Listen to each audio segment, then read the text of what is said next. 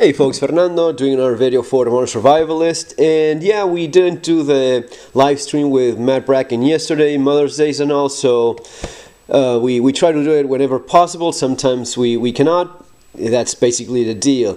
But I did want to cover a few things regarding the main topic of the channel, which is survival and preparedness. We talk about a number of things with Matt. We talk a lot about the political aspect. I try to cover. I mean, I've been doing my channel for it's almost like 10 years now, maybe more. I don't remember exactly, but I think it's been quite a while. And for those of you that have been in the channel for a while, you know where I'm coming from. For those of you that are new to the channel, I've been doing this for quite some time, even before YouTube. And yes, it's mostly started out with my experience in Argentina during the 2001 economic collapse. If you're interested in that sort of thing, preparedness for financial crisis, economic collapse, that sort of thing, probably my first book, The Modern Survival Manual, Surviving the Economic Collapse, is the one that's going to be getting you up to date on all of that, and some of my advice and tips as to get through that. And the more recent book is this one, Street Survival Skills, which is kind of like more of a hands-on manual on practical stuff so as to survive when basically times get tough. Now, when we talk about times getting tough, what exactly do you mean by this? Is it something that crime? We talk a lot about that a lot here in the channel. I talk about that quite a bit, about self-defense, firearms and such. Now, what I want to talk about in this video specifically was the mental aspect. You've heard this a million times about survival and preparedness.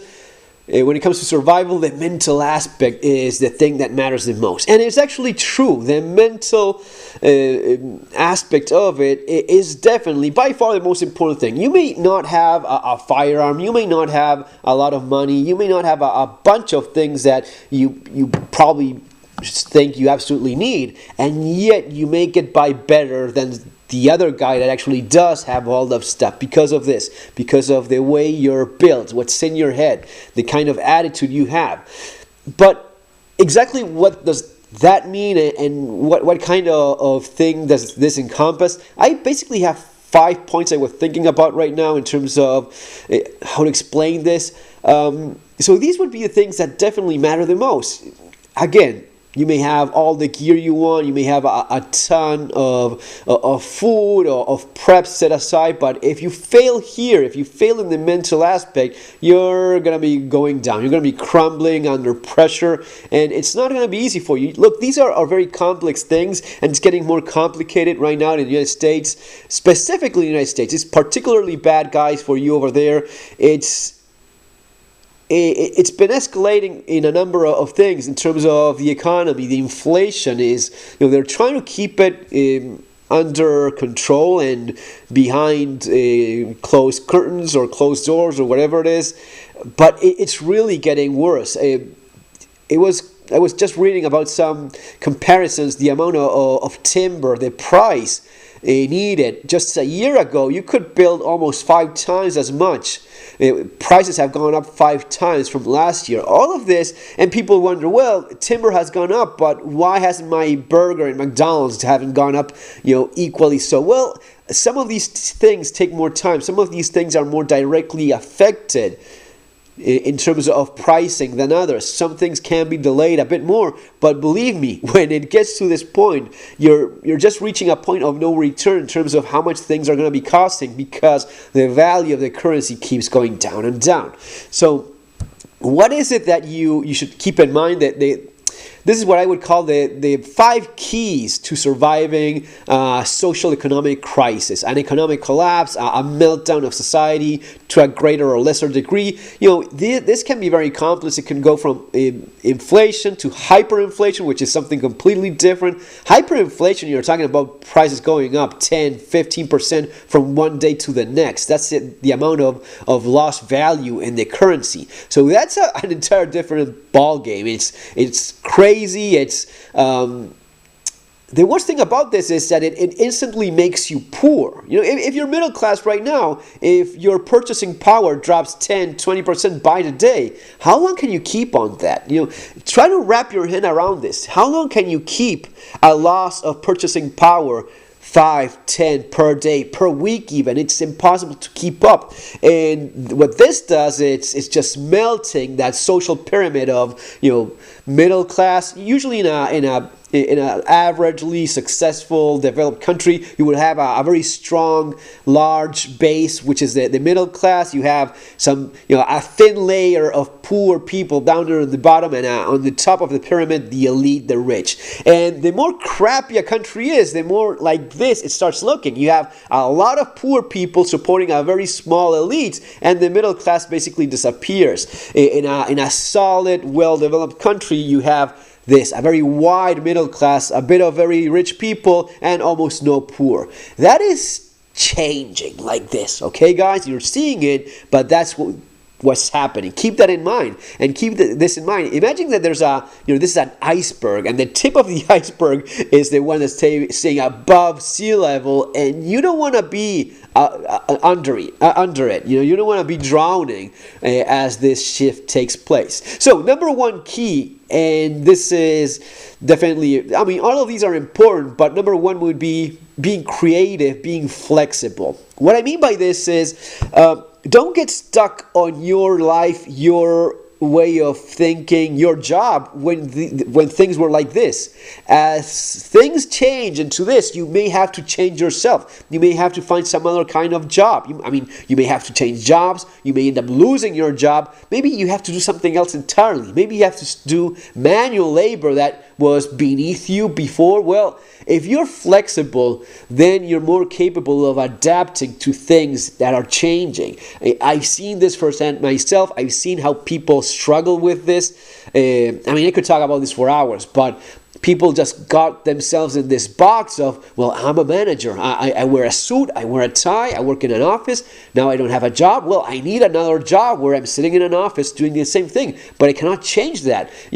Either because of age, people get kind of like set in their ways. Some people are super flexible up to 70 years old, and they're very dynamic, very creative, and they just adapt to anything. Some people are not like that. So you want to be like that. You want to be very, can-do attitude, go forward, and change with times. Keep on rolling with the punches, and being creative as well. That's why I'm using that word. Sometimes it's about, okay, I lost my job, I cannot find anything else. Maybe I can do my own gig. Maybe I can do my own thing. I can go into my working independently, or make some business out of something that I love doing, or I at least like doing, or I'm kind of good at it. All of these things matter a lot, okay? Number two is being brave. Being brave, having guts, being courageous. Some of these things you may think of, and this happens a lot for a lot of people. People think of great ideas. They think about being flexible, about being creative, about things they could do, but they're lacking this second point: courage, guts, being brave, and going for it. It's not always as easy as it seems. People think, yeah, I'm going to be doing this, I'm going to be doing that. I hear this all the time. I've been hearing this for years about, I'm going to be doing this and that and this sort of thing when shit hits the fan, when the end of the world comes, when the economy crashes, whatever. They're just seeing a slightly little tip, a trailer of it, and they start panicking. You need to be courageous. This is not the same as being stupid. You have to be smart about it, and analyze things first. Have somewhat of a plan. The better the plan you have, the more likely you are to succeed at it. But having the guts, I hear this all the time. For example, something like what I did. If you have to relocate somewhere else, if you have to move states, we've been talking about this with Matt all the time. Moving states. Some people cannot do that. Well, I'm gonna be leaving my house. People get stuck. People got stuck in Venezuela. People get stuck in South Africa and Argentina, whatever Latin American country that started declining, or Asia, or whatever it is. People get stuck all the time. They get stuck when during World War II, they get stuck and don't see the balloon go up, and man, we have to do something right now. This is getting bad, and objectively speaking, I'm analyzing the situation, and I know I have to do something, but fear freezes me, and I cannot move forward. Okay, so deal with that. If you have a plan, that's great, but have the guts to go along with it. Number three, resilience and mental toughness. Being tough, because sometimes things, no matter what, sometimes things get hard. Sometimes times are difficult, are tough, and only tough people make through these. It may go down into, well, you were in this pyramid, now you're poor, man. Now you just cannot afford the same kind of stuff you did. Now you cannot afford the same lifestyle you did. And you have to go for a lower lifestyle. Maybe you're poor. You know what? There's poor people around the world and they're still surviving. They're still, many of them are actually happy. So you can be one of those yourself. And maybe you tough it during the hard times while you keep on working so as to improve your situation. But you have to be strong so as to make it through these, because if not, people that are not mentally tough just don't make it. Suicide rates go through the roof when times get hard, during economic crisis, during social meltdowns, during something like you're saying right now in terms of the pandemic and such. People just fold because they don't have that mental fortitude. So being able to cope, this is something I think Colonel Cooper talked about coping with things. Coping with things that are uncomfortable. How used to are you to being uncomfortable in general? Doing without air conditioner, being wet for a long period of time when hiking, when backpacking, or you have to just deal with it and you need the latest, coolest gadgets as to stay perfectly dry. Sometimes you're going to be getting wet, sometimes things are going to be hurting, and you just have to understand that this is just pain. Well, psychologically, this is the same thing. So now you're poor, man, and you have to deal with it. Well, you just deal with it. You at least have a roof over your head. You have food on your table. Consider yourself lucky. A lot of people don't even have that, okay? So don't freak out if you cannot change your car to the latest model, or if you don't have a car anymore. Most people in Latin America don't have a car to begin with, and they're perfectly okay with that. They just get by. Some things you will have to adapt. Some things may have to change, but you can get by as long as you're mentally strong and tough. All right. This is how it is. This is how it ends up being when things start going to hell, really. And 99% of the stuff you've read and saw on YouTube about dealing with all of this, at the end of the day, believe me, it's about this stuff that I'm talking about here right now. There's no one to shoot, no one to fix. You're not going to be fixing most of these problems cannot be fixed with a bullet. They just have to be dealt with in this manner. Being creative, being flexible, adapting, evolving with times. In all aspects, in everything. Even taking care of yourself may be better than you used to. Okay? That's number 3. Number 4, hard work. Okay? This is another one where people... And there's this, I don't know if it's a preconceived notion or it's maybe a bit of a... Yeah, I guess it's one of these attitudes that people think, oh, well, in third world countries, people are lazy. Man, people in third world countries work like you wouldn't believe. Some of these folks don't have days off. They don't have any kind of insurance of any kind. They don't have anything to fall back to. They don't have any retirement. They don't have crap. They have nothing, and they bust their asses all day long. The poorer the country, the most likely you're likely to find people that work their asses off. Like working in fields in horrible conditions, doing manual labor in ways that you wouldn't believe. Even all of this stuff I've seen. If you travel around, like in my country, in Argentina, or some other parts, you see even kids, 12, 13, 14-year-old kids, that if you compare that kid to a kid in the United States, it doesn't seem like the same species. That kid has evolved into being so tough. It's like a man, like a 13-year-old man, compared to the other kid that's, spoiled, compared to that, and maybe a fine, good kid by the standards of his peers, but compared to someone that is working from the moment the sun goes up until it goes down, there's just no comparison. One has been forced to live like 100 or 200 years ago. The other one is worried about an app in his phone, and the other kid doesn't even have one. He hasn't even seen one, maybe, in God knows how long. So that's the difference. But working hard will always get you to where you're going. If you have the flexibility, if you have the ability to adapt, if you're creative with your with your plan and find a solution, and then you have the guts to go forward with it, and you work hard at it, then it's pretty much a fail-proof recipe. You're very unlikely to fail with that if you have all those combined. But yes, you may have to work more than before, and working hard.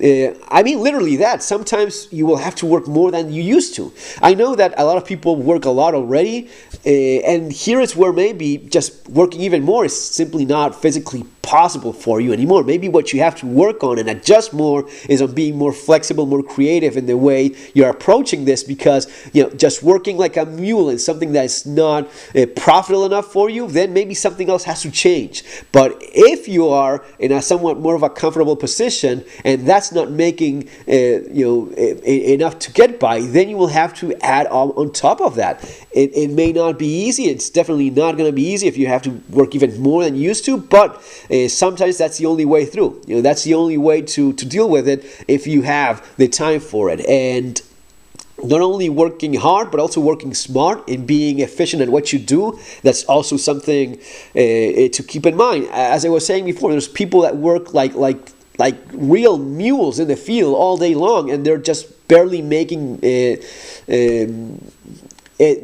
through the month or the week or whatever is their time lapse. The poorer you are, the smaller that gap is. Sometimes people live day by day. I mean, some people that collect garbage. This is pretty much all of Buenos Aires after 8 p.m. You see these guys working, collecting garbage for recycling cardboard, paper, metal, whatever it is. That is a tough job. It seems like very, a lot of these people are homeless. They live in horrible conditions. But man, that is still work. Spending all night long collecting stuff to recycle, collecting garbage to recycle, so has to buy enough to survive that day. That is tough living. So if you manage to improve your conditions by other things, by getting an education or improving on it, these are things that may end up being what's required so as to change your reality. And finally, point number 5, being positive about all of this. It's not just about the can-do attitude. Maybe this is the key of all of it, is being positive. If you just let the pressure break you, that's nothing else matters. Being positive throughout any kind of disaster, any kind of crisis, that's always been the key. And definitely so here. There's people that will just focus on what they don't have. They will just focus on what they lost. They will focus on what's not a part of their life anymore. And there's people that, as I was just saying, they say, well, I have a roof over my head. I have food on the table. I can keep my family with a belly full of food. And man, tomorrow is another day, and I have more things to try out, more things to test and see what works and what doesn't. But I'm going to be getting through it. I'm going to be positive. My glass is always half full. So yeah, I guess that's maybe one of the biggest things. It's so easy to, especially when you were used to living in a little bubble where everything just magically works, and that was your life. All of a sudden, when it's really about to the full extent of the word, surviving daily and figuring things out, it is it's a tougher reality. It's you're always at a greater stress level, so being positive will usually help quite a bit in reducing that stress level. Stress is one of the biggest. We talk about guns and such. Stress is really the biggest killer when this crap goes down. Stress will cause those heart attacks. I mean, I know of so many people that died during robberies and home invasions because of heart attacks that they suffered. That means that they were already barely there. But I honestly lost count of how many of those I've heard of. People that died of heart attacks during home invasions, robberies, or burglaries, or being mugged on the street, because they're already on a top level of stress. They can barely take it anymore, and that incident throws them over the edge, and that just does it. But that happens a lot because of this. And for a lot of people, it's just the pressure, the not having a job, not being able to provide for their families, that the humiliation of all of that just destroys people from the inside too. So, folks, that's basically it. It's kind of the way it is, and sometimes these themes get a little bit more doom and gloom, but again, being positive, this is all key. As long as you have your health, and sometimes people don't even have that and they just struggle with that as well. But whatever it is that you have good going on in your life, you capitalize on that, you maximize that, and you build on top of that so as to get through. Folks, if you enjoy this type of thing, again, my books, Street Survival Skills, Modern Survival Manual, I talk about quite a bit of this, especially, I guess this topic would be mostly the first one. Links are going to be there below. See you on our next video. Have an awesome day. Take care.